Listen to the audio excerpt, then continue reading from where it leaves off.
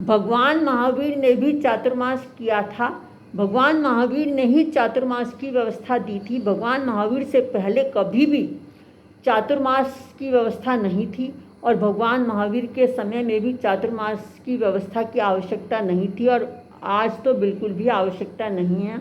सड़कें बहुत अच्छी बनी हुई हैं, पक्की सड़कें हैं, परंतु भगवान महावीर ने इस दिन की स्मृति के लिए हमें चातुर्मास की व्यवस्था दी और भगवान महावीर ने चातुर्मास की व्यवस्था दी तो इसलिए हमें 4 महीने का चातुर्मास मनाना ही है। उनकी आज्ञा का पालन करना ही हम सबका उद्देश्य है।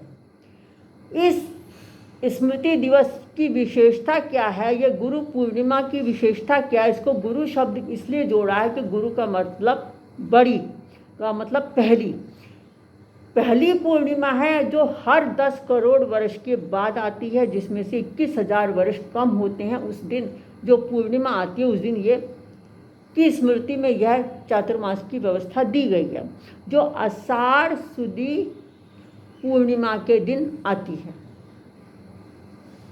भगवान महावीर ने इस व्यवस्था के लिए, इस दिन की स्मृति के लिए जो बताया है वह यह है कि इस दिन सारा संसार जो दिख रहा है, जिसके लिए हम झगड़े करते हैं, प्रेम करते हैं या हम बनाते हैं या इसे बिगाड़ते हैं, वह 3 घंटे के अंतराल में खत्म हो जाएगी। केवल मात्र गंगा सिंधु नदी के पास में रहने वाले जो 84 लाख जीवा योनि है, 72 गुफाओं में रहेंगे, जो प्रकृति प्रदत्त हैं, मनुष्य के द्वारा बनाई गई नहीं मिलेंगी, वहाँ पर केवल मनुष्य रहेगा। वहाँ पर ये सारे त्रियंश और सारी 84 लाख जीवा योनि वहाँ रहेगी और पूरे संसार का हर प्राणी हर जगह से खत्म हो जाएगा।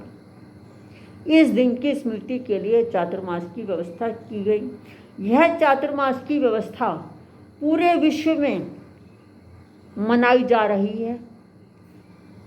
इस दिन से चातुर्मास बैठना प्रारंभ हो जाएगा और जो 4 महीने तक चलेगा,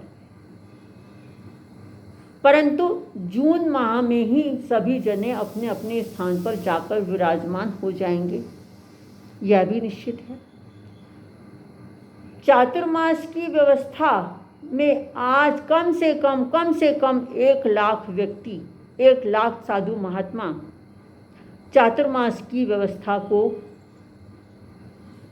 बनाएगा, चातुर्मास की स्थापना करेगा, जो कि केवल वह हम जो प्रवचन करते हैं हम उनकी बात कर रहे हैं। बात यह जो चातुर्मास की व्यवस्था केवल सनातनियों में है और या भगवान महावीर के अनुयायियों के साधु संतों में है, और कहीं व्यवस्था है भी तो नहीं मालूम है। और लंका जैसे देश में भी, राष्ट्र में भी आज अरहत धर्म की स्थापना है।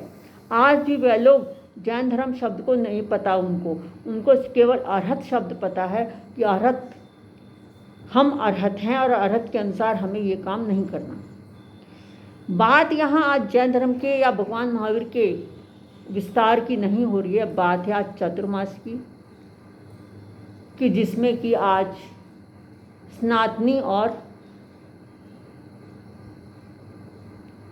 भगवान महावीर के अनुयायियों को अलग नहीं किया जा सकता।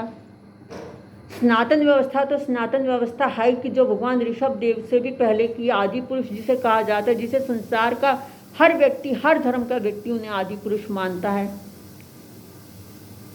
आदिनाथ कहता है, आदिम बाबा कहता है, एक ही बात है। और इस तरह से हम आज की अपनी बात को समाप्त करेंगे कि 2 जुलाई को जो गुरु पूर्णिमा है वह साधु संतों की पूजा तो इसलिए की जाती है, जो भी कोई हमें ज्ञान देता है हम उसी की जयकारे बोलते हैं, उसी की पूजा कर लेते हैं। तो उन्होंने हमें इतनी बड़ी ज्ञान की बात बताई है और 4 महीने तक हमें रास्ता बताते रहेंगे। हमें प्राचीन काल की तरह के जो भाषण हैं उसमें हमें आज की परिस्थितियों के अनुसार भी हमें बदलाव करना है। सोशल मीडिया ने भी बदलाव किया है, हम साधु संतों को भी बदलाव करना है। ओम अरहम बोल अरहत भगवान की जय हो।